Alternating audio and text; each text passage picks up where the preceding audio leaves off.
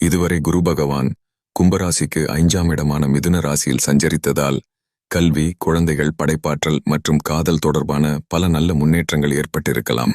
மாணவர்கள் படிப்பில் நல்ல கவனம் மற்றும் முன்னேற்றம் கண்டிருக்க வாய்ப்பு உள்ளது.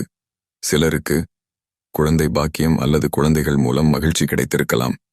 புதிய சிந்தனைகள், திறமைகள் மற்றும் படைப்பாற்றல் வெளிப்பட்டிருக்கலாம். காதல் மற்றும் உறவுகளில் சில நல்ல அனுபவங்கள் உருவாகி இருக்க வாய்ப்பு உள்ளது. இப்போது குரு பகவான் கும்பராசிக்கு 6ஆம் இடமான கடகராசிக்கு பெயர்ச்சி ஆகுகிறார். இந்த பெயர்ச்சி வேலைப்பளு மற்றும் பொறுப்புகளை அதிகரிக்கக்கூடியதாக அமையும். தொழில் மற்றும் வேலை தொடர்பாக அதிக உழைப்பு தேவைப்படும் சூழ்நிலை உருவாகலாம். உடல் நலத்தில் கவனம் செலுத்துவது மிகவும் அவசியம். உணவு, தூக்கம் மற்றும் தினசரி பழக்கங்களில் ஒழுக்கம் தேவைப்படும். பண விஷயங்களில் திட்டமிட்ட செலவுகள் மற்றும் கட்டுப்பாடு முக்கியமாகும்.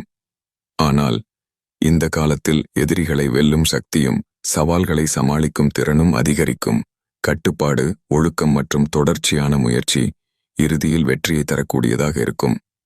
கும்பராசிக்காரர்களுக்கு இந்த குரு பெயர்ச்சி பொறுப்புகள் அதிகரித்தாலும் முயற்சியால் வெற்றியை அடையக்கூடிய முக்கியமான காலமாக அமையும்.